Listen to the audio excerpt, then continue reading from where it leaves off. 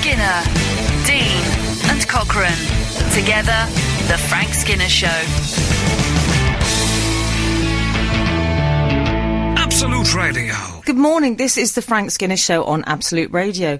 Frank is not here, though. I'm Emily Dean. I'm in Big Daddy's chair today, which is why it's quite roomy, actually. Frank's a little bit illy. He sent the producer Daisy a text this week, one-word text, just saying rough. Now, I think that's a harsh review. She's a good-looking woman. But he said rough. It later emerged that he wasn't feeling very well, so he's not here this morning. We miss you and we love you very much, Frank. But the good news is I am joined by the esteemed Cockrell. Morning. If I send the producer a text saying rough, she'll just assume that the dog has stolen my phone. Yeah, and she'll be very surprised you've got any credits left on your phone. We're also joined by Absolute Radio favourite, Pete Donaldson. Favourite? Wow. There you go. That's not something I usually equate to my bad self. Oh, are you bad? Excellent news. To the bone, baby. Bad. Oh, he's got a bit sleazy very early on. Early. Can I just say, Absolute Radio, it's Christmas time. There's no need to be afraid. Sandy Moore has a Christmas jumper on. Oh, she gave us almost a striptease there, with a Rudolph figure on it. I'm loving Absolute Radio's Christmas decorations. Oh, no, I'm not, because they haven't done any. No. It looks terrible in here. There I is thought there'd be tinsel. No. I mean, there is during Jeff Lloyd's Home Time show. He insists on tinsel and objet d'art to litter the... But he does that all year, doesn't he? Yeah. But he has added, like, a little bit of tinsel. But Jeff Lloyd's got a bigger rider than Black Sabbath. I mean, it's ridiculous. There's feathered boas, there's dancing girls. And why not? If you've got that power, wield it. That's what I say. Yeah, well, what have we got this morning? My power is extended to an old toilet roll that, for some strange, coins. Inexplicable reason, is always in the corner of the Absolute Radio studio. A lot of crying goes on in this studio. Mopping up. It's funny you should say that, Pete Donaldson. Uh-oh, she's How on the verge of convenient. tears. No, because I have seen Frank a lot this week. Oh, right, and that's upset you. No. You've made him ill. Oh, by the way, I have to do my housekeeping. I'm so sorry, Frank. If you're listening at home, I think he's got his pyjamas on. We know he wears a Pyjama little... top. Oh, don't. I must feel a bit sick. He wears a little pyjama top, Pete, but he doesn't wear bottoms. I mean, it's worse because I'm almost certain that... Because you said he's ill, I'm imagining he's doing his acid burps he was talking about last week. I imagine him in bed, just with a pyjama top on, no bottom, doing a Cochrane gusher, as your granddad's... Your granddad's is one to call his burps. Absolutely alluring in an odd way. You can text the show this morning on 81215, or you can follow the show on Twitter at Frank on the Radio. Is that it, Daisy? Mm-hmm. Okay, there's an email thing as well, but I can't cope with that. It's too much. Dub. Yeah, dub, thingy bob, Frank Skinner. So I saw Frank thrice this week. Nice. Firstly, I saw him at the Graham Norton show, because he was filming the New Year's Eve special. Daisy and I went down. We sat in the audience. I don't normally do that, if I'm totally honest. I like to go green room. Oh, really? Yeah. Did you make up your little own green room in the front? With just like a couple of partitions. I sort of did. What turned out, I don't want to give any spoiler alerts away, but it turned out there were two people in the audience. You know how Graham goes around with his microphone? Yeah, I used to warm up that show. I used to do the stand-up before it. You never did. I so did. Well, you're an old hand. Yeah. This show is so Graham Norton show. It is. I've never attended myself. Well, you'll know what he does. He goes around with the microphone. He goes, and the lady here. Yeah, that is exactly what he is. That's sort of what he does, isn't it? And the gentleman here. Oh, look at you in your Ugg boots, that sort of stuff. You know, that's his thing, isn't it? He's brilliant at it, though. Yeah, he's very good at saying, and the lady here. Yeah. That went a bit Anyway, myself and Daisy were there. It turned out he was doing what I call a bit of business with a couple behind us. Daisy and I ended up being the stars of the show. Oh, no. But what we were doing, unfortunately, Frank pointed out to us later, Frank saw all of this on the monitor. He said, I saw you. We were like people at an England game, sort of waving at themselves on the screen. Like when folk walked past in the back of the news. It was even worse than that. This is Frank Skinner, Absolute Radio. This is Emily Dean. I'm standing in for Frank Skinner this morning. He's not well. Alan Cochrane is also standing in, but he's watching the telly at the moment. Desmond Tutu's on the telly. Yeah, no, there's a chap with him that's buttoned his jacket up wrong, and it's just distracting me. Oh, God, he has, doesn't he? This is good radio. We can't just talk about what's on the telly for the next 3 hours. I was going to just carry on, professional-like. I was actually talking about when Daisy producer and I went to see Frank on the Graham Norton show being recorded this week. Yeah. And one thing Frank did say, I think we did slightly embarrass him because we looked overwhelmed at seeing ourselves on camera. So you're seasoned professionals. But he was pleased that he called us seasoned professionals. I believe those were the words he used. He did also say he gave us a very good review though. He said, "You looked great though." Nice. He was pleased at how we looked. Fabulous background artists. He thinks you're ambassadors of his then. That's basically what he's saying, isn't it? But Daisy and I sat next to, I'm going to call them friends of Graham, Foggs.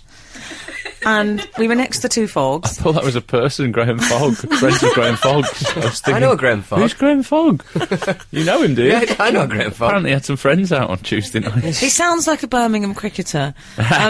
So we were next to two Foggs, and we're chatting, and they explained that they were Foggs. And I said, "Oh, actually, we're good friends of Frank's, Foffs." And I said, "Yeah, we're friends of Frank's." I said, "Oh, we should swap friends for the night." He went, "No, you're all right, thanks." Oh. Well, that was a bit embarrassing.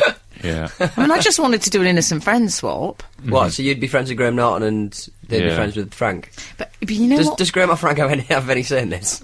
No. No! Of course not! But Al, you know who turned out to be a bit of a match made in heaven? Michael Bublé and Frank. Really? I've never seen two heterosexual males bond quite in that way. Oh, that's nice, isn't it?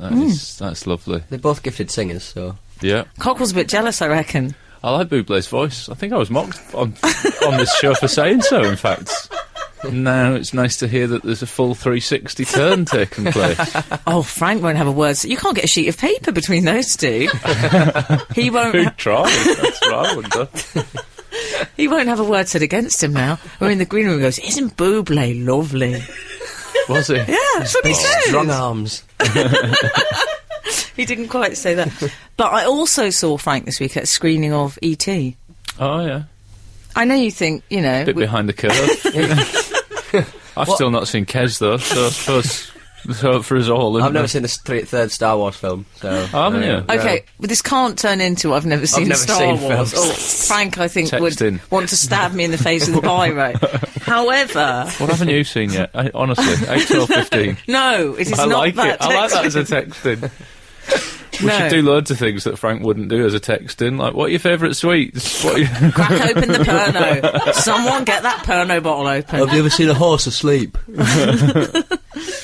No baby pigeons around. Let's do that. No, but I went to a screening of E.T. and David Baddiel put this screening on with... Are you familiar with the work of the Guardian film critic, Pete Bradshaw? Google him. I know his name. He's very posh. I knew it was posh because it was at the BFI and they were sitting on a stage and they had those long mics and 2 glasses of water on the stage. You know, when you've got that and you think they're going to use long words, aren't they? Have they accidentally booked this room for Frost Nixon or something like that? And they did use long words. Oh, good. It was great though. But they showed E.T. and I don't think I've ever cried so much in my life. I started crying halfway through and I basically didn't stop. Did you resemble E.T. at the end of it? All the water from your body just left? I resembled John Sargent facially. It's who I think I resembled.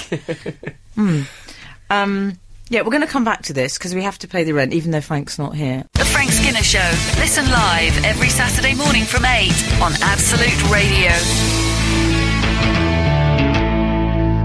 We're talking about crying on Absolute Radio this morning. Well, we're talking specifically about when I went to see E.T. with Frank, David Baddiel. What was it that made you cry? Was it... Everything about E.T. You sound like Kathy, Frank's partner, was there, and she's never seen E.T., which is a staggering achievement. I love her for this. She's never seen it. Text in what you haven't seen. 8, 12, 15. No, don't text in what you haven't seen. It's not that kind of party. Okay. Kez, that's what I've brought to the party. No, don't ruin... Skyfall, I've still not seen Skyfall. I nearly said don't ruin my show. Oh, hello. Right, Someone's so you're jacket's crying on the all back the of way the chair. through There's too many people talking at once. Crying all the way through E.T. Yes. And Kathy turned I around don't remember it being afterwards. that bad. It's not that it's bad, it's incredibly moving. Was it because the kid wasn't wearing a helmet? No! Yeah, it's a cycle safety thing. Yeah. Yes, but I've worked out, it's taken me about quite a long time, I don't want to reveal my age, but it's taken me a long time to work out why they all wear hoodies. Because of the stunt scenes on the bikes, because they were men, they were right. grown men doing it. With the bikes Daisy, bigger the producer, gasped. Spoiler alert. Yeah. I didn't think about that. Well, No. it's funny you should say spoiler alert, because when David was doing the talk, this was awful. Oh, no. Halfway through the talk, David said, well, there's a bit... I'm going to have to do my David Baddiel impression. It comes from a very good space, because I love him deeply. But he says, there's a bit later in the movie. Should I say it? Or I don't want to... And you suddenly heard this Birmingham voice around the BFI going, no, don't spoil it. It was Frank. Heckling. I didn't need to E.T.. add that. It was either Frank or Adrian Chiles. He said, don't spoil it. Oh, it was awful. Oh. He was right, though. Don't spoil it. Don't No. spoil it. Sure, it was full of fans of the film, though. No, it's full of friends of David Baddiel. Oh, was it? Okay. But we ended up... Kathy, she said about E.T., she hadn't seen it before. How weird seeing E.T. sort of that late enough. And she said, yeah, I mean, I liked it, but he does look like a turtle. And the effects were terrible. Passage of time, isn't it? She's right, though. Didn't they Yeah. go back and sort of they replaced everyone's guns with walkie-talkies? That's absolutely correct. Is that right? They meddled. They meddled with it, and they changed stuff around in that. And is that the one that you saw this week? The Yes. guns one? Well, the one sans guns, yeah. Really? Yeah. But it was funny, because I got a tweet. Political correctness gone mad, isn't it? That's a good phone in. I got a tweet this week. I tweeted that I'd been to see E.T. and Richard Eaton tweeted me and said, my younger brother fell asleep at the bit in which E.T. is lying in a stream, and he woke at the end. He left the cinema screaming, E.T.'s dead, E.T.'s dead, which I absolutely love. I did feel a bit of an idiot for crying, but I don't care, because that is one of those films that just... Yeah. I'm just a gusher when I see It's that. fine. Cochrane My gusher. father-in-law's a gusher, yeah. Is he? Sits in a chair if he eats the wrong food. I can't imagine you crying at movies, Cockrell. No, I cry at television more frequently. Oh, what telly then? And books. I've cried watching Neighbours years ago. Is it Bouncer? Is it when Mrs. Mangle got that No, I think painting it with was... the long neck?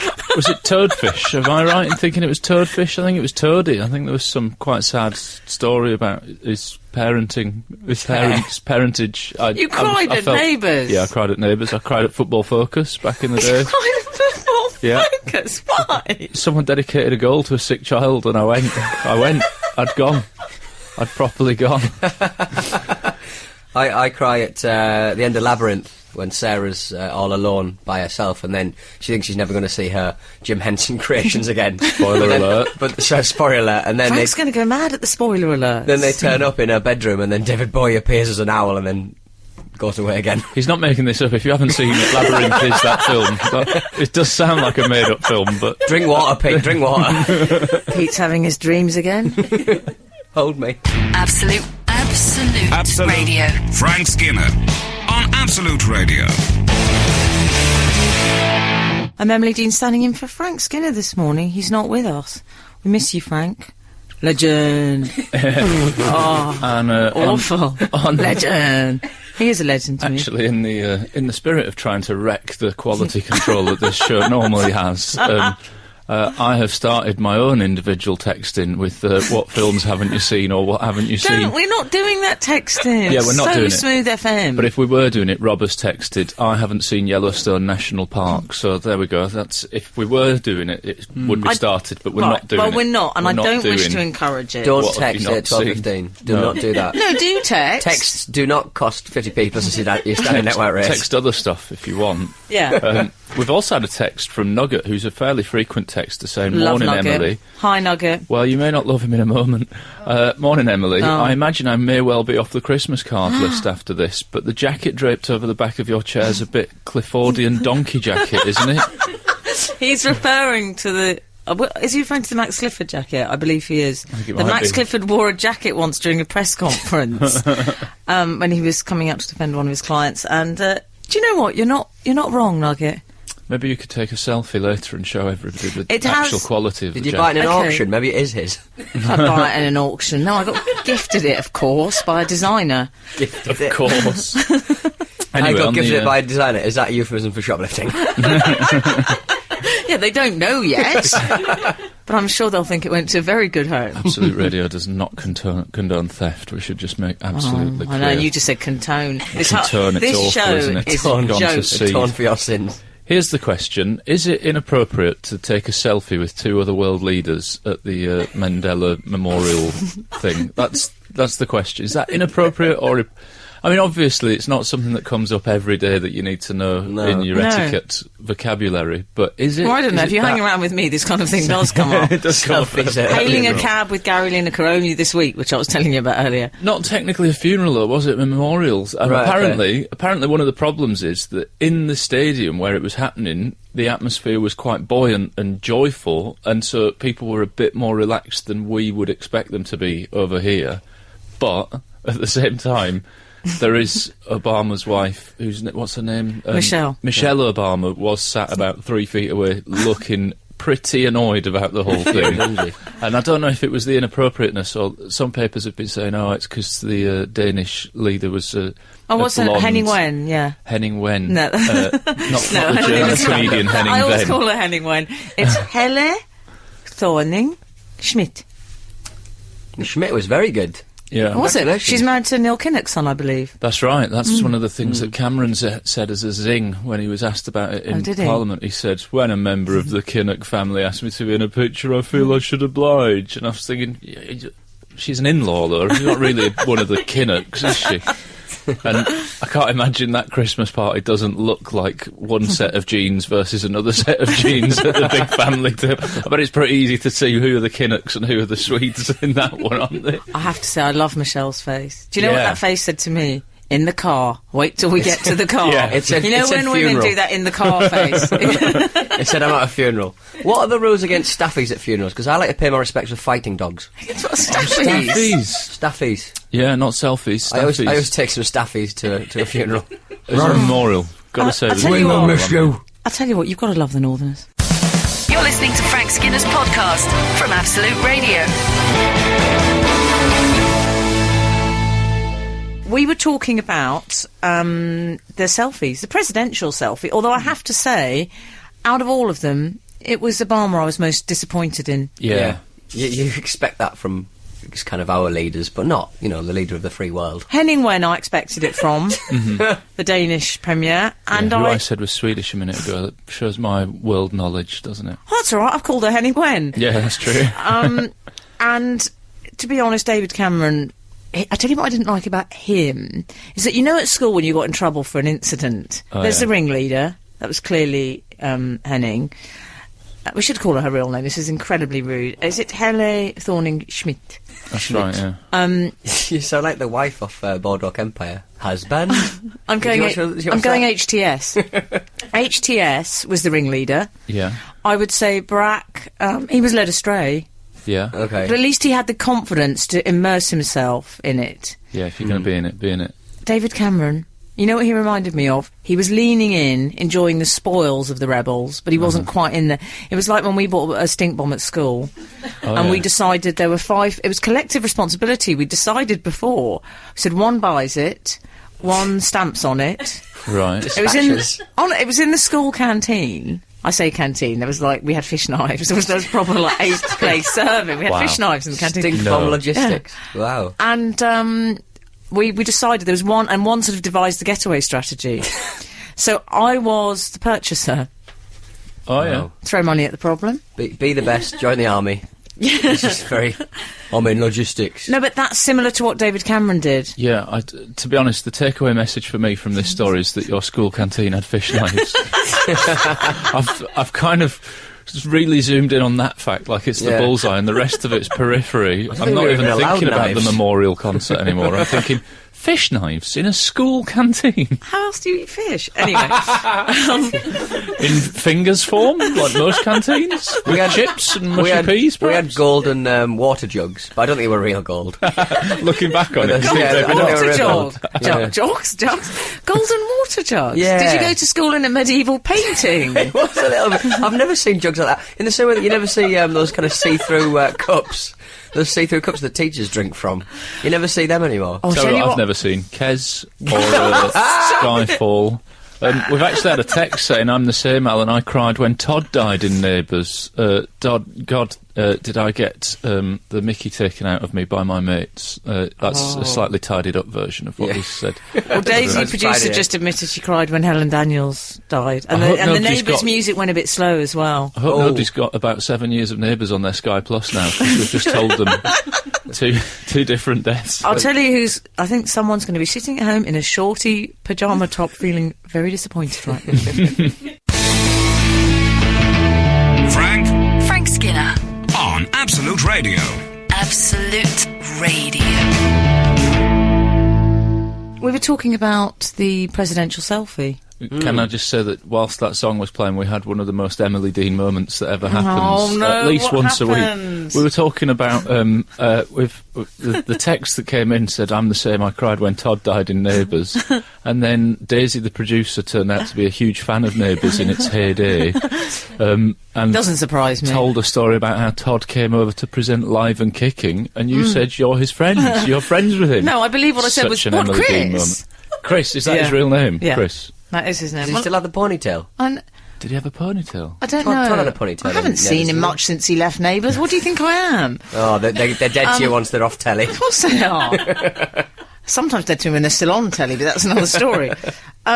So yeah, Obama. Right. Do we think... You don't want to talk about Madge dying in Neighbours? Alan! Emily, nothing wrong with Neighbours. I watch it religiously and cried when Madge died and Cody got shot. Tom from Otford, Kent. Do people get shot in Neighbours? Was Cody They the do now, dog? yeah. They did a big gangster episode. So it was different. That's when it officially jumped the shark. I Bouncer think. did a drive-by.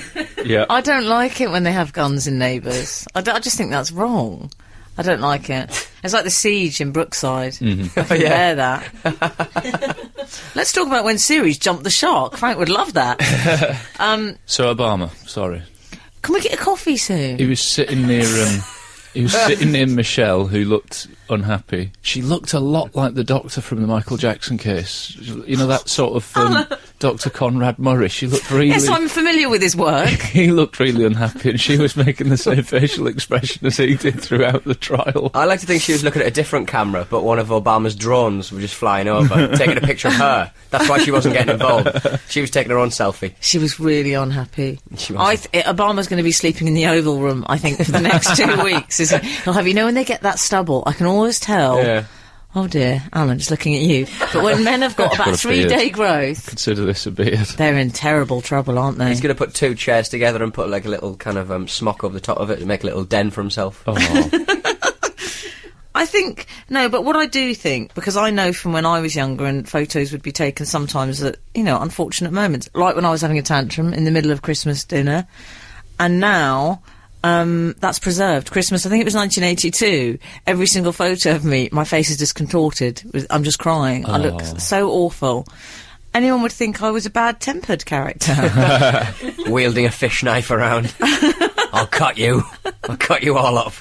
It's a good autobiography title for me. The Frank Skinner Show. Listen live every Saturday morning from 8 on Absolute Radio. This is Emily Dean. I'm standing in for Frank Skinner this morning on Absolute Radio. He's not well, and we love you, and we wish you much better, Frank. You can text the show on 81215, or you can follow the show on Twitter at Frank on the Radio. I'm joined by the Cochrane this morning. I'm also joined by Pete Donaldson. Hello.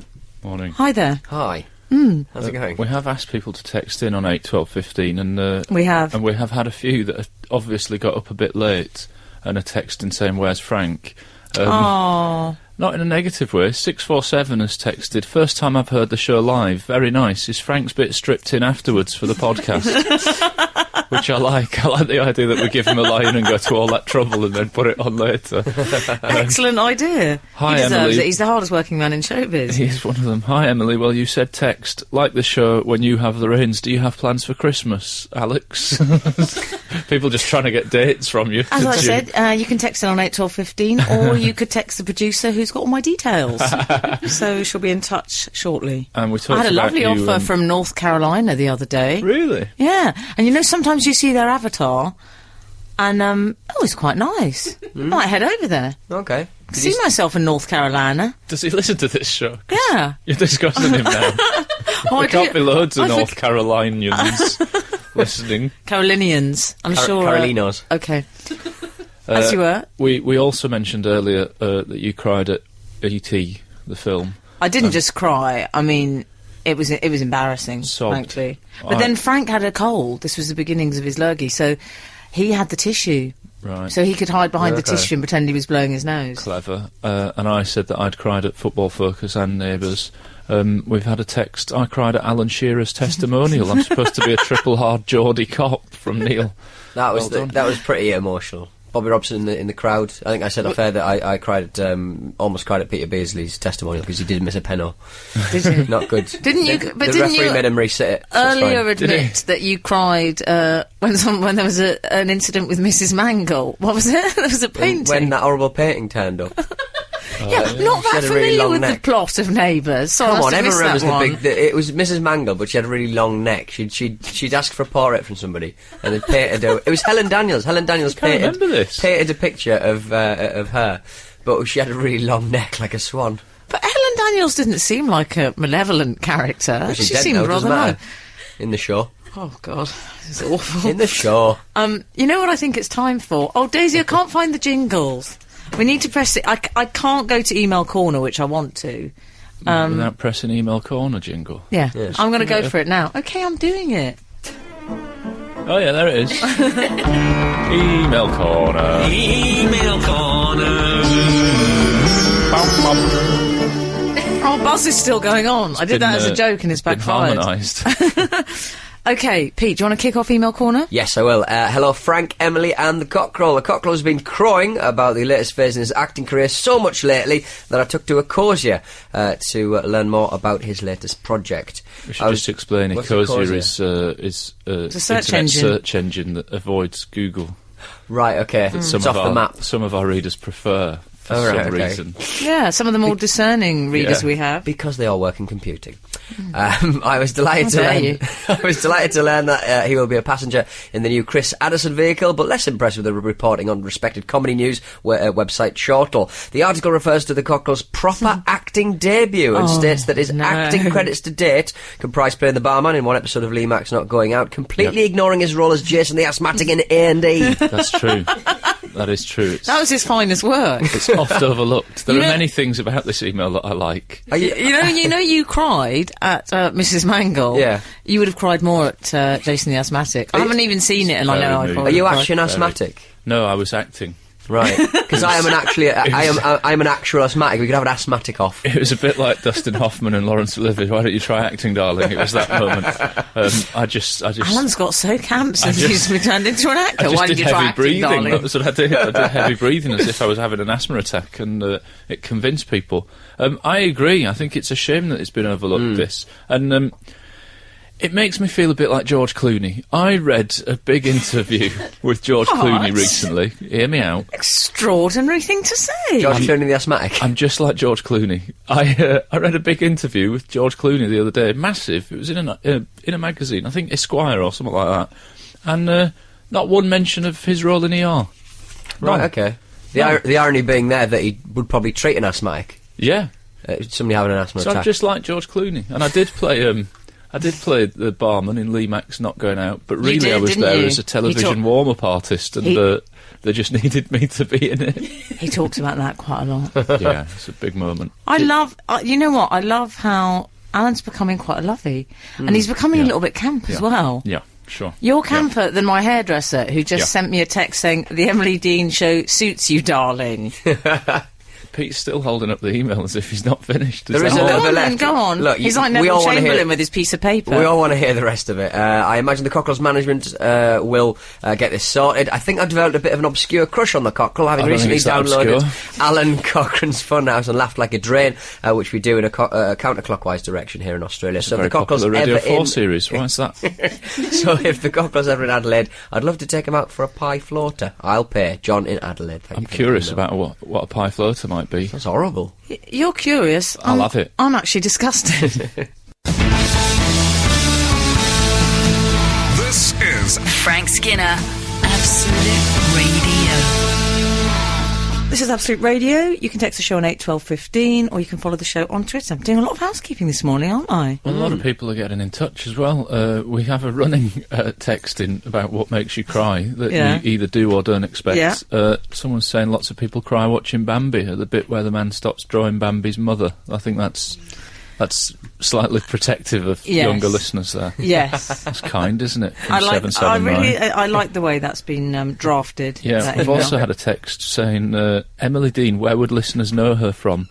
I think that's a reference to your namesake that works in a much different media forum. Yes, we should say, if you choose to... Oh, disgusting.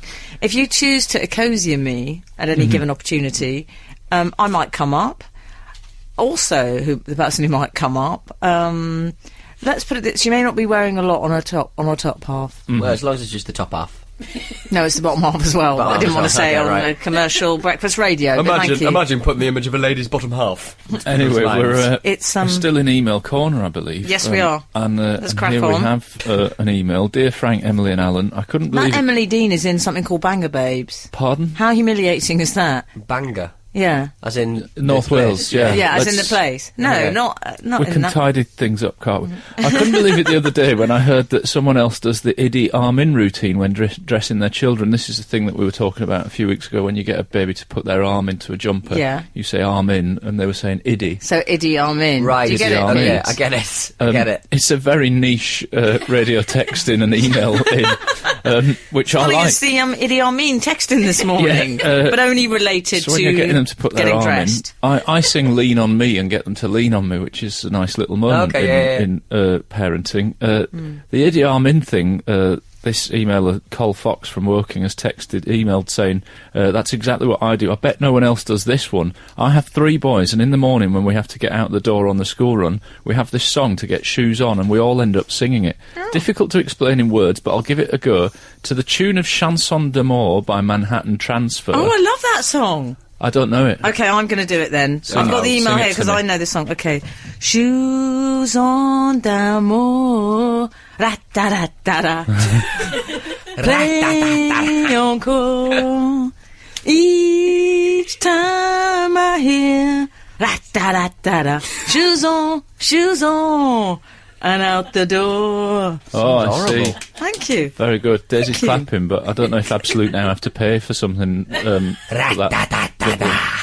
Well, can I just say, Sandy Wall was dancing. And I got to see the full effect of that Rudolph the Red-Nosed Reindeer jumper, and I think Frank would have approved of that. Col Fox continues, the last bit doesn't quite fit and is a bit strange, but we all sing it each morning and wonder why the neighbours avoid eye contact when in the street. That's very good work. Very good work. Do you know what? I'm going to start singing that when I get dressed every morning. Nice. I'm going to sing Idi Amin as I eat my dinner. Like, I pretend I'm eating my opponents. Going to, like you don't already. Oh, a bit creepy. You're listening to the Frank Skinner podcast from Absolute Radio. Want your Frank fix a little sooner? Listen live every Saturday from 8 a.m. on Absolute Radio. Across the UK on digital radio, mobile apps, and in London and the South East on 105.8 FM. Absolute Radio. You're listening to Absolute Radio this morning. You can text us on 81215. Have we had any texts, Alan? I thought we'd had one of the criers. Oh, we've had various texts, yeah, from Tony in Doncaster. The last episode of Educating Yorkshire had me in floods of tears. Oh, that makes me cry. I cried not even watching that. I cried watching Gogglebox talking about that. Did you? That's how moving it was. And now I sort of have it on my little list of, I must watch that. You know, along with Kes. Yeah. And I'll tell you what also Skyfall. make you cry, Broadchurch, but don't bother watching it because Daisy the producer just spoiled revealed it. what happened. Yeah. Total spoiler alert in the studio. Pete, I'd like to know about your driving lessons because you've been learning to drive recently, is this correct? I have, yeah, a little bit later in life than what you'd usually expect. Please. How old are you? Are you allowed to ask that? Oh, let's not start going down that road. I'm asking Pete directly, just very directly. I might in turn ask Emily. It gets like the end of Reservoir No, it's Dogs. not a turn-taking thing. Stop pointing that gun at my dad. Oh, let's not play that silly party game. The only reason I ask is that I was a late driver. Yeah. I passed age 28. Right, I'm 4 years later than that, so... Right. Yeah. It's good to be a late I learner, was... think. How old was I? I was quite old for my area. I think I was about 21, 22. Right. But I like a celebrity learning to drive. It's my favourite because I've seen paparazzi photographs of Liam Gallagher with Siggy in hand and sort of Primal Scream blaring out, and then he's got the L plates. Oh, that's adorable. I think celebrities, there comes a point when you shouldn't learn to drive. Yeah, just don't bother. Well, you can't. Yeah. You have to have a driver. Or they should only do it on, like, closed sets. Like, they should do it on the EastEnders set. Yes. They're not going to hit anyone. No one's going to see him do it. Or the they won't be celebrity seen. equivalent of driving in a car park, isn't Yeah. it? Just take me to a set where I can pretend that I'm properly driving. That's great. You can't have Slipknot with L plates. There are certain people who can't learn to Very drive. hard for Slipknot to learn how Yeah. to drive because they Yeah. can't quite see through the Hessian sacks that they have over their heads. And the drummer would stop every few seconds to have... he used to have a craw in a jar. What, Slipknot? And he used to inhale it to get all angry. What I love about Who Slipknot... doesn't inhale crow in a jar? That's What how I I love get about myself ready Slipknot- for this show every Saturday. Text in on 81215. Tell us what you love about Slipknot. What I love is the fact that they're about 53. This is what I love. That's why they wear those masks, because they're ancient. Nobody knows what they look like. A Daft Punk could be the I same. know what they look like. Okay. Granddads. Have you hung out with them? Do you know them? Is Yeah, this another Todd probably. from Neighbours? Yeah. Of course I do, but I don't want to talk After about they that. quit on Live and Kicking. Anyway, Pete, over to you in the automobile. Yeah, I'm not a gifted driver, I must admit. Are you not? The instructor, and that's his name, isn't it? The instructor, who insists on calling the accelerator the gas. Oh, Oh, I no. hate that. Foot on the gas. I don't like him already. How does he say it? He's quite a sort of timid man, but he's a nice chap. He had to grab the wheel at one point because I saw Grab it. the wheel? He had to grab the wheel and move me out of the way of another car because I was looking at a dog. That's not right, is it? What was it, Bouncer from Neighbours? Celebrity. But later on, I wasn't in a car and I almost got run over by a cyclist.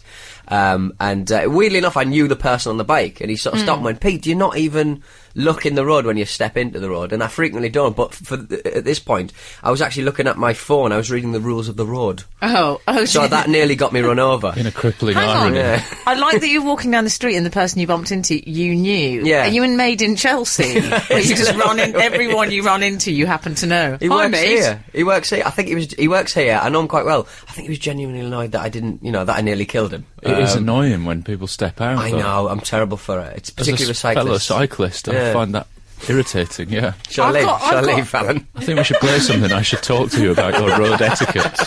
I've got a tip for you, though. If you want to pass your test, you know what I did? I greeted the examiner. I gave him an air kiss on both cheeks.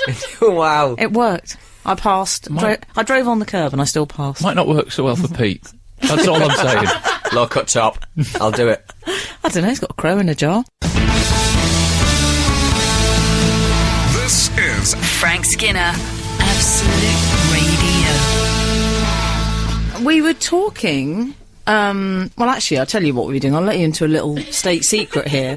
There was a bit of a technical kerfuffle off air. Are you going to expose the mechanics of it? I'm going to expose the innards. I think Daisy went, "Where's the travel?" Pete ran round, he pressed buttons. he didn't run round, he limped round. I can tell you what he did. You know, Said he like had in a those... hamstring problem. You know, like in those films when people type and they go, we're into the mainframe. Yeah. He was a There's bit no- like there's that. no- Type like that. Bit hacker film. And it's always like a really generic kind of operating system that nobody's Yeah. ever used before. He said something, and then it flashed up access denied, Yeah. and an alarm went off. Damn it, they're anyway, onto us. You don't wish to know all that. This is Emily Dean. I'm standing in for the adorable Frank Skinner this morning, who sadly can't be with us. But we were talking about Pete Donaldson's driving lessons. And we've had a Pete text in Donaldson's with a top driving. tip. Oh, top tip, Top cool. tip for Go you on. learning to drive. I learned to drive at 50. About 100 lessons later, well I done. passed first time. Very proud. Hey. Tempting to say bad drivers. First time passers, terrible drivers. Anyway. How dare you? They are, though, aren't they? During the warm-up lesson, just before the test, a small herd of deer ran into the road in front of me, testing my emergency stopping to the Benton! limit. Testing... Hey? Oh, yes. Blitzen! After that, I felt I couldn't fail. Top tip there. Toby from Hayes. What, There you mash go. your car into a load of deer? No, don't mash the car No, into the don't. road, dear. Use the emergency stop practice. Can I to say, not though, mash the- I really respect and admire Toby for learning a skill later in life. Yes. I mean- Always to be applauded. Well, I was Yeah, 28. Yeah, well, I tried to do my theory test 2 weeks ago and failed. The theory test was... You never failed the theory. No, I didn't fail the theory because I turned up without... Did you have to sound... I turned up without the requisite documents. I had the That is a physical fail. card, and you need... Oh, you're trying to get a green card or something? The requisite This is document. like Yes. when athletes fail drugs tests because they forget. That's what this is. Skinner, Dean, and Cochrane. Together, The Frank Skinner Show. Absolute Radio. Have we heard from the outside world at all, the Cochrane? Oh, yeah, we have, definitely. Have we? What have they been texting us about? Slipknot, mainly. Slipknot. the band. You know what? That some I of our I listenership like- are going to have to Google. I like to think it's what Frank would have wanted. Oh, no, it isn't. Slipknot rock, and their music helped me get through my GCSEs when I was at school. Also, it's known as Huffing the Crow. Sylvia Husted. Is that like jumping the shark? I think it might Yeah. be. Man, you totally huffed the crow. Yeah. What I love about Slipknot, the fact they are so entertaining to see live, and the fact that they purely don't care about anything they say or do. And they terrified one of the members from Muse, so they stole a mask, apparently. That says Katie Brooks 16, which I think is a very young listener of Slipknot, isn't it? Well, I was going to say, given that 26 they are maybe? about 58... Are they? Yeah. That's what I've told you, that's why they wear those masks, and also the comfy boiler suit. And I never realised that this Because- was a text about Slipknot, but someone has said, how many granddads do you know that can play the drums upside down? I just thought it was one of the questions that we get from our readers. Oh, you should have met one of my 5 grandfathers. How about Biololea, the bigamist? Yeah. Let's talk about him another time. Don't start me on grandfathers. I'll trump you every time, honey. Do they play the drums upside down? They do. Slipknot? They have like a rotatey How sort do of... they do that? Like the piano man, Billy Joel. I was talking to Tom Okay. Odell in the week, and he's saying apparently that Billy Joel has a little pedal on his keyboard piano that makes him rotate like a Oh, rotisserie chicken. How extraordinary. But does that not just put him towards the back of the stage, or is he actually going upside down? He's more in a kind of like a wheel of death, kind of like, like a rotating gyroscope. sort of- Yeah. He's in the middle of a gyroscope whilst doing his... How does he get any purchase? I don't like... No wonder point, he yeah. needed an uptown girl. It was downtown. Hey, I tell you, we need to talk about this morning. Oh, what about John Terry? Oh, it's Oh, yeah. awful. England's brave John Terry. I tell you what. Whenever I look at John Terry's face, I imagine saying the words, Mum, Dad, I'd like you to meet. And then seeing their face. As he should struggled to know which fish knife to use. Yes. We should explain John Terry has As he been in held the, it to their throat and said, who wants to know? He's been in the tabloids for being spotted in Poundland doing his Christmas shopping. And many of the tabloids have picked up on the fact that he earns around £170,000 per week. Yeah. And so they have claimed that he's stingy, and obviously, as a here we fellow go. person who is accused of stinginess often, A person of stinge, a person of colour. as a fellow, he's now in the Stingy Brotherhood. I like that suddenly you're, welcome. you're an oppressed minority. We are. Me, JT. Who was the celebrity last week that was in the Stingy Brotherhood? I can't remember. I don't know, but it's possibly someone I've dated. I'll tell you about that off air. What's brilliant is, with John Terry's past career, you know that him being in Poundland and being called stingy is about the best story he could have hoped for in the tabloids. He's probably thinking, great, finally some positive press. Absolute Radio. Frank Skinner on Absolute Radio. We're talking about John Terry on Absolute Radio this morning. Specifically, an impromptu appearance he made in... is it Pound World, I believe? It's one of them. I mean, So many. it's unlike me not to know one from the other. I think it's Pound World. He had his photo taken. That I think is brilliant. The fact that he wasn't a bit bashful about the fact he was in there, just went, yeah, I'll be in a picture. Maybe he didn't realise that it's going to go out and people will say, Or maybe- met JT in Pound World or Land or Stretcher or whatever. Maybe he it thought was. it was Employee of the Month picture. He's got form of stealing other people's glory, let's be honest. Who's there in his tracksuit? He had a badge having on. not played. He thought Stolen badge, there might be John. some trophies to be won. I'm in. Yeah, I think the thing about John Terry is... Dad of the year, he's- John Terry. He's a bit verminous. No, I didn't say. He's. I know, Frank, you're listening at home. I do apologise because I know you don't like us quoting Daily Mail comments. Frank thinks it's a bit Route 1 to do that, and I've learnt everything I know from him. So, including my love for Slipknot. But someone did say on the Daily Mail comments, which I liked, he simply said, it was a man from Leicester, and he just said, John Terry is a good man. And that told me so much about that man from Leicester. It very much depends on your definition of good. Was it Gary Lineker? He's one of my favourite human beings. I think that's like saying Bruno Tonioli is an introvert. I don't think you can say John Terry is a good man. He might be. Look, we don't know him, in fairness.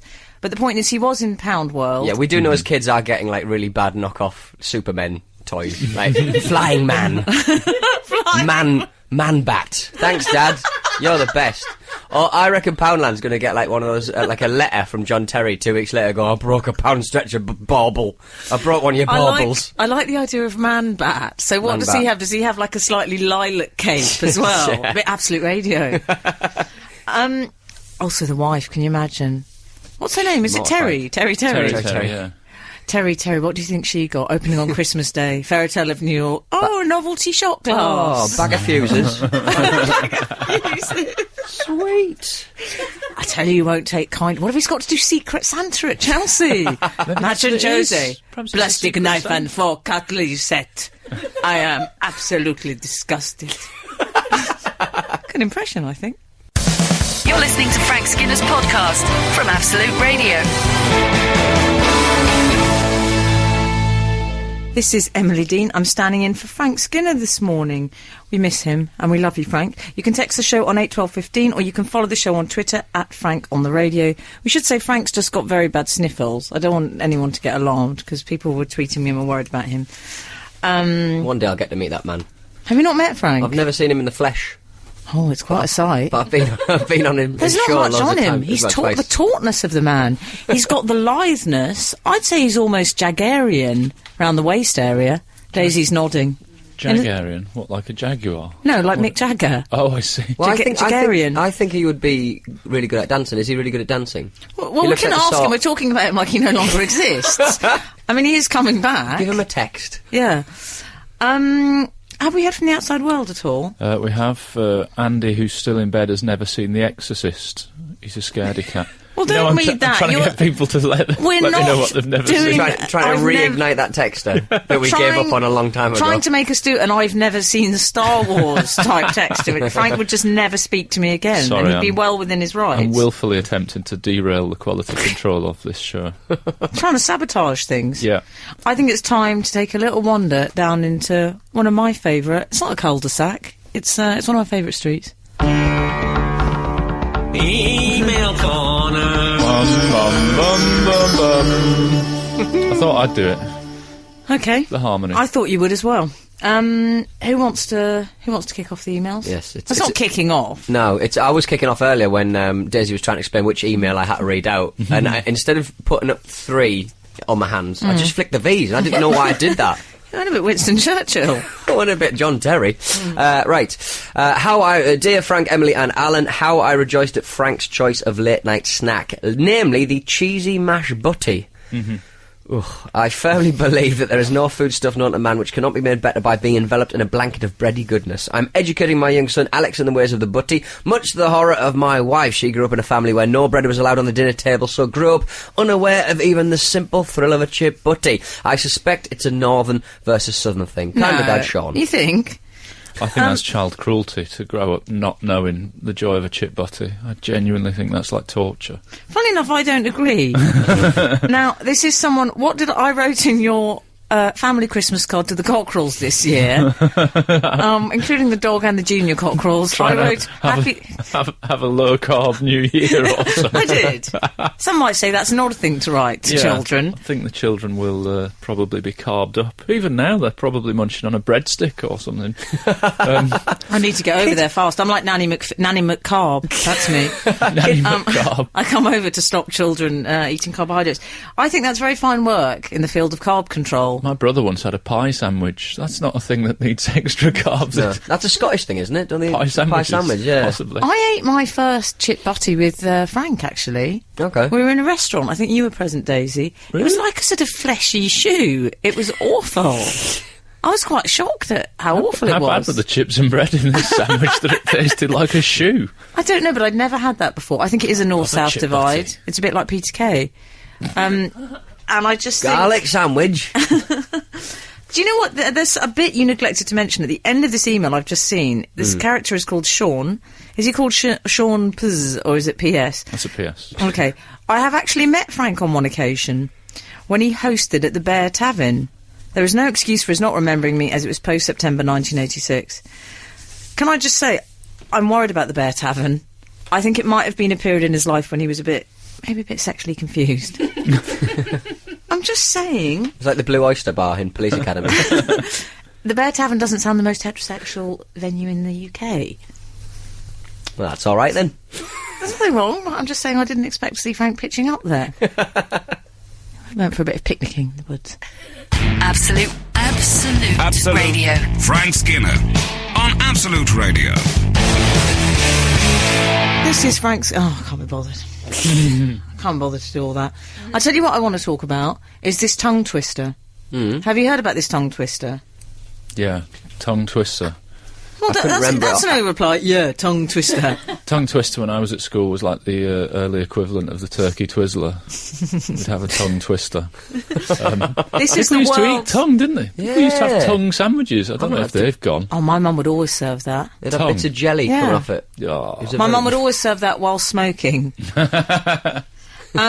So we need to talk about this. It's the world's hardest tongue twister, and it was discovered by people at MIT. I love MIT people. Yeah. They're so clever, aren't Yeah. they? They're really good at maths. They're very good at admit. For people who don't know, I'm sure you do, but Mm-hmm. it's the Massachusetts Institute of Technology, and isn't it one of the hardest schools in the world to get into or something? Colleges. They're good at counting, like Joy Essex. It's where all Yes. those... Probably not great at human relationships, but that's okay. That's We've all got fine. different skills in this world. It's where the maths students that learn to count cards in blackjack went, and they became famous. There's a good book called I think it's Bringing Down the House by Ben Meserak or something, and they genuinely became rich by And they're all counting from cards. MIT. Yeah. Wow. I think it's illegal, but it's done now. It's not like I've exposed it. Can I? If there's anyone from MIT listening who wants to date me, I'd be interested. Right, just anyone. Yeah, Not the ones that aren't card counters, the ones that, I don't know. just anyone No, a who's at programme. MIT. I think that'd be quite cool. Anyway, never mind my love life. They've been looking into the world's hardest tongue twister there. Apparently this is kind of like an academic discipline looking into this, and they've discovered it. Can one of you characters please read it out? Shall I have a crack first? Go on, have a And then you crack, can have a go go. Pad kid, poured curd, pulled cold. Yeah, but you said it so slowly. Any fool can do Well, that. I thought I'd give them the actual words, the listenership, you know. Pad kid, poured curd, pulled cold. Yeah, and apparently if you say it 10 times, it's Yeah. hard. But anything is hard 10 times. Apparently if you Frank say- Skinner is hard 10 If you times. say it 27 times, it's really bad radio. That's one of the rules in the Absolute Handbook, isn't it? Pad kid, poured curd, pulled cold. You know, the problem with it as a tongue twister is that when you get it wrong, it doesn't lead to swearing or something that could be rude. That's the best is that the tongue point of a twisters tongue do. twister? Should be something Yeah. like that, shouldn't it? Should get a bit bawdy. I tell you what I hate about tongue twisters. Another good texting on Absolute Radio. Texting Yeah. on 81215. What do you hate about tongue twisters? I hate, it's like Peter Pepper picked a pipe of peckle. Oh, yeah. And then it's she sells. I can't say it. It's easy for you to say.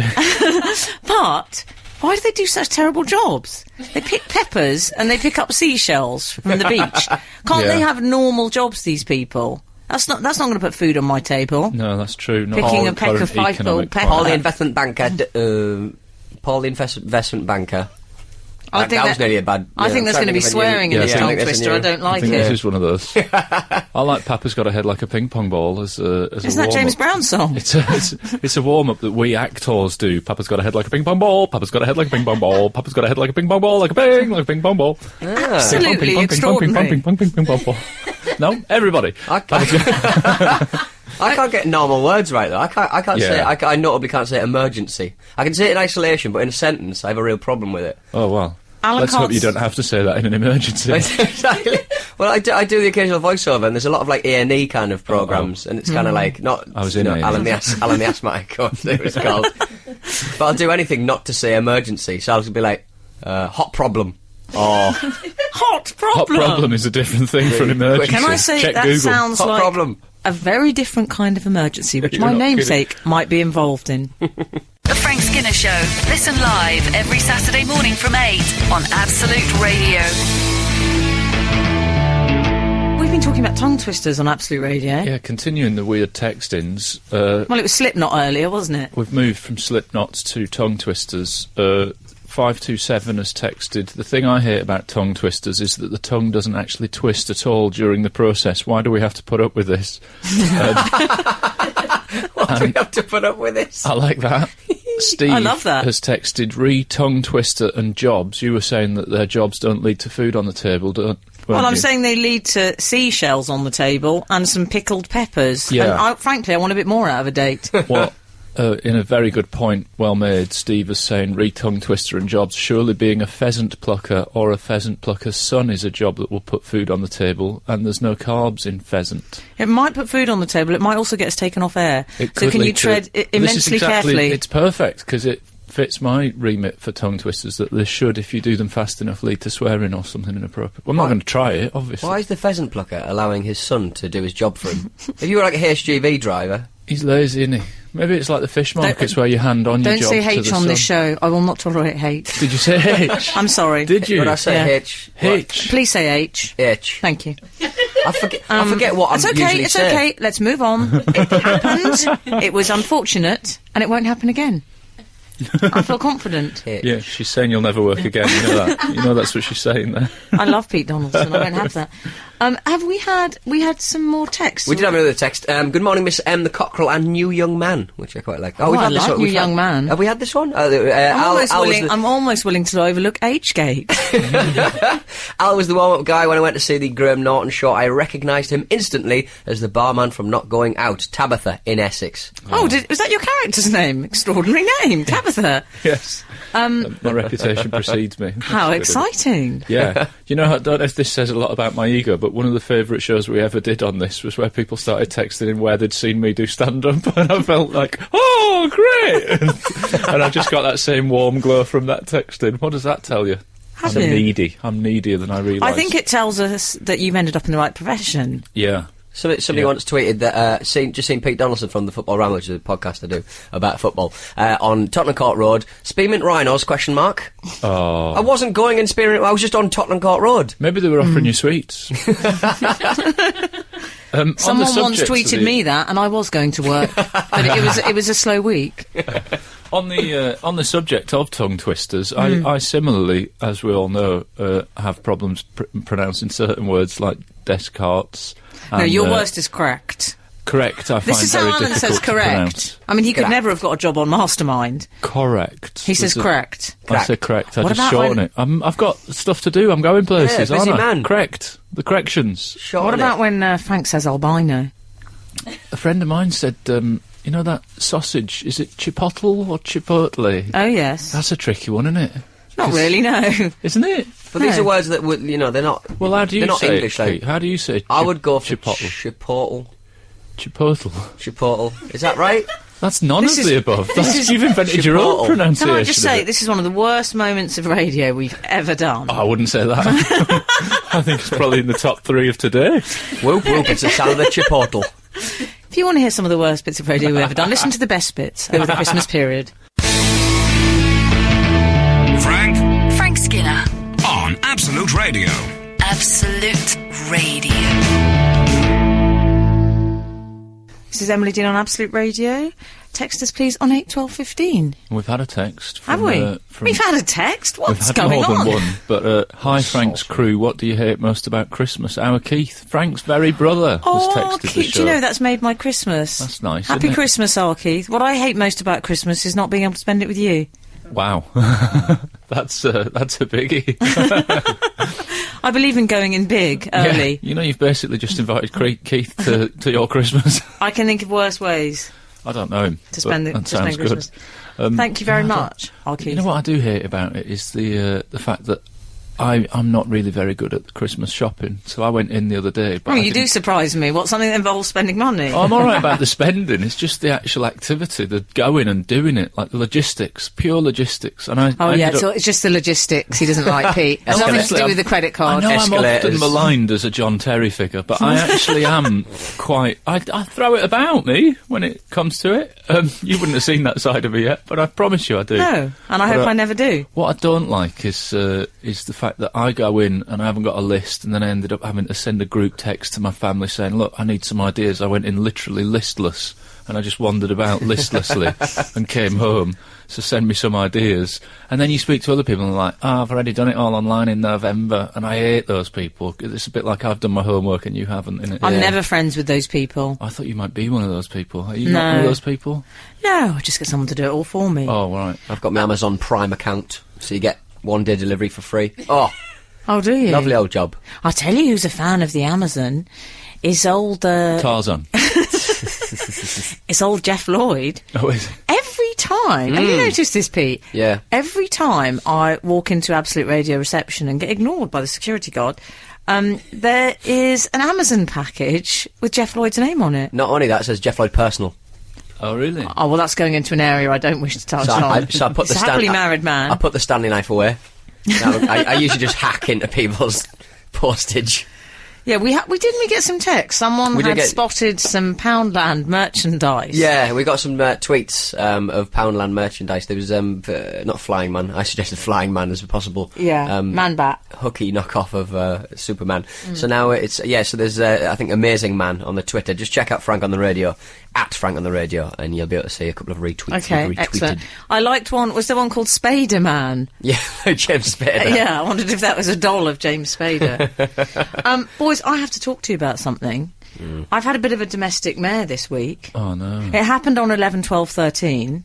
11, 12, 13. Well, this was a very significant... It was a 3-day mare. This was meant to be a very significant day. Oh, yeah. And for me, I would say it was significant because on 11, 12, 13, I was watching sewage flood into my living room. Oh. I'm not joking. When you sort of said that your house was flooded, I thought Christmas cards from celebrities, maybe? Well, when the sewage started to drip down, I thought it might have been the work of the Sony judges. Oh, you mean real sewage? When you said I was watching sewage flooding into my living room, I just thought you'd left the telly on and daytime telly wasn't pleasing. I was watching the Comedy Awards. No. It turned out it was a plumbing issue. But of course, when I retold this story, I don't think I did it very well, because I was telling someone I work with, lovely chap from Salford, salt of the earth type, and I was telling him... And I said, this is how I said it to him. I said, my upstairs ensuite flooded, and it leaked all into my home cinema system that Jonathan Ross bought me. Yeah, that third bit of information. I know. That was extraneous. That was too much. That's what he said. Yeah. I would say all the way through there's detail that you could easily prune out. Just say there's poo on my carpet, sort it out. Yeah, exactly. He said to me, he looked at me with his northern honesty, he said, you might want to rethink the way you tell that story. Yeah. And you know what? I found it strangely alluring. What you need to do is, when you're retelling it, you have to say mucky water. That's the euphemism people like to hear in plumbing discussions. Oh, I'll bear that in mind. Skinner, Dean and Cochrane. Together, The Frank Skinner Show. Absolute Radio. Hey, can I tell you another thing that annoyed me about this sewage flood I had? Hey, please do. Are you laughing at me? Yeah. The insurers... Oh. Well, when I rung them up, I'd insured my sofa. Mm-hmm. They'd conned me, I think. They'd conned me to take out insurance at the time. Yeah. And when I told him, he said, what's the source of the stain, madam? I said, none, mind your own beeswax. No, I said...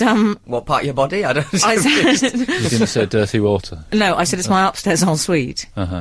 Do you like the way I say ensuite?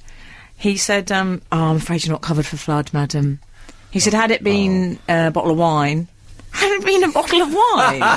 I said, so what you're saying is... That's what you usually call up about. Yeah, if I'd have been an alcoholic, it would have been absolutely fine.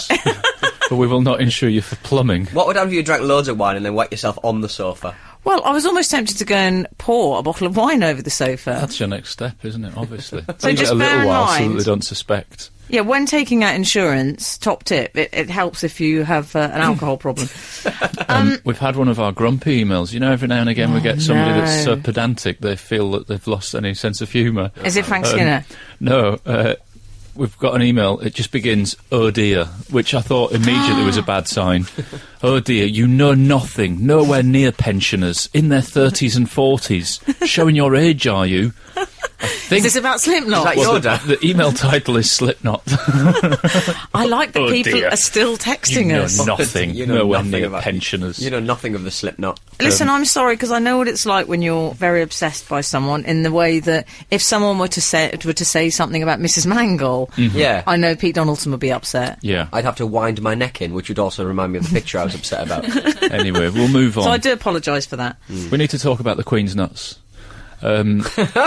You know, it's come out during the Leveson inquiry. Do you like that I didn't make any references? I didn't talk just about the left it filming of there. the Graham Norton show. I did nothing. We left it. The Queen's nuts. Yeah. Alan, move on. She's apparently got bowls of nuts out for guests and for, privileged people to have a nibble on, and she's worried that the police officers keep nibbling on her nuts, to the point where she put a line in the bowl to make sure that they weren't having too many of them. I love that. I really like that. I like to think that she has Sharpies on her. The Queen's Yes. Sharpie. Passing my Sharpie. I like the idea. It's a bit like a student. Does she put ER on her? I can't believe it's not butter. Really Does it with passive big aggressive. exclamation marks, like in a student Oh, I tells was the going to residents. enjoy those. Maggie from the Breakfast Show's got a bowl of nuts on her desk. And I caught one of the cleaners with his literal hand in a jar. And it's rare you get to see His that. literal hand, you His say? literal hand in a literal jar. It was like, wow. And he sort of looked at me. He sort of bristled a little bit, looked at me, I looked at him, and he sort of looked down at his arm and followed his eyes followed his arm down towards the nut jar. And then the next time I saw the jar, it had this sign saying, I was enjoying those nuts or something like that. I love the passive-aggressive notes, but they're just that's aggressive. brilliant. There's no passivity about them. But I have to say, I don't... At first I thought, this is a bit Cockrell-esque, isn't it? This Oh. nuts thing. No, because she painted a line round the bowl to check. Yeah, that's There's not more nuts. Cockrell-esque. That is so Cockrell-esque. She must own a small country that grows these things. Yeah. Grows these nuts. Exactly. But then I did it the other day, because when I was at the filming of Graham Norton with Daisy Producer, I ate a sweet, and it was a lime with a chocolate centre I'd stolen from chocolate limes, our nice. mutual management offices, Alan Cochrane. I don't think it's stolen. I think it's theft by finding, isn't it? Yes, you're right. It's mine. That's what I said when the manager walked past. This is mine, I earned it. Anyway, I was eating it, and I could see Daisy looking. She clocked the lime, the chocolate lime, as if to say, haven't offered me one. Sneaky. Yeah. So I thought, I'm going to have to now. So I opened the bag and I thought I'll make the effort. I said, do you want one? Like that. I said, do you want one?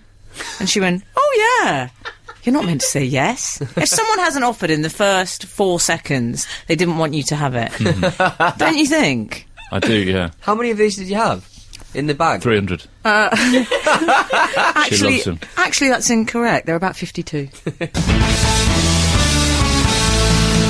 This is Frank Skinner, Absolute Radio. We've been talking about the Queen and Yeah. how she's rather stingy. I hope when the police were stealing the nuts, she jumped out of a cupboard where she was peeping through and went, I knew I'd catch you. Cashew? Tough crowd. Well, you said cashew, didn't you? Cashew. The problem with the pun is Yeah. that you didn't use the right word. I mean, the pun doesn't work. That's what I was very aware of as I was doing it. Well, you've got to I say like- cashew if you. Also said Bombay Mix was in there. Yeah, Bombay Mix. No. Probably got those left over from the days that we owned India. But I think she should just add a bit of paprika. How would you pronounce that? I don't know, but is there some pun involved? Yeah, she could Incorrect jump out pun. and say to the police, I've caught you red-handed. You know, How did you feel that red, went? That was red better, spice. better. That was Was it? better. Better. At least it worked. Yeah. Yeah. I award the comedy award to Alan Cochrane. Unlike Catch You. Cashew. Catch-you. It's like that Simpsons, up and at them. You mean Yeah. up and at them? No. Yeah, don't do that again, Cockrell. Text in from Uncle Leonard. Emily, I'm from MIT, Men's Institute, Teddington. Oh, We will take you out. Regards, Uncle Leonard. Take you out. That sounds like a threat. Doesn't thank it? you, Uncle We've got Leonard. chemicals. Men's Also, Institute, Teddington. I just sounds don't like a know threat. if I could call a date Uncle Leonard. I think I might find it a bit creepy. It could. I tell you what I don't like re-food stuffs is when someone offers you gum. I've never been offered gum and not thought someone was suggesting I had bad breath. Yeah. Ever. Yeah, it's like being bought deodorant in the secret Santa at the office, isn't it? Essentially, people are saying, you've stank all year. That's what's happening there, isn't it? Well, now may not be the time to tell you. Yeah. Listen, Exchange of gifts. yes. We're not actually here for the next 2 weeks. Why have you gone silent? Is this news to you? Are you probably not staying? I thought Alan was going to say something. I'm obviously not going to be here for the next 2 weeks. no. I'm not part of Daisy's the show. giving me a piece of paper to read and I'm attempting to make it sound off the cuff. But you can enjoy our best of shows from 8 till 11 a.m. here on Absolute Radio. Now, we've got 2 best ofs. We're having a little bit of time off. Makes us sound like we're recovering from something or drying out. We're not. Convalescing. But we wish you Speak all for a yourself. very Merry Christmas. We'll miss you lots. And coming up, there's Mark Crossley. Be seeing you. You're listening to the Frank Skinner podcast from Absolute Radio. Want your Frank fix a little sooner? Listen live every Saturday from 8 a.m. on Absolute Radio. Across the UK on digital radio, mobile apps, and in London and the South East on 105.8 FM. Absolute Radio.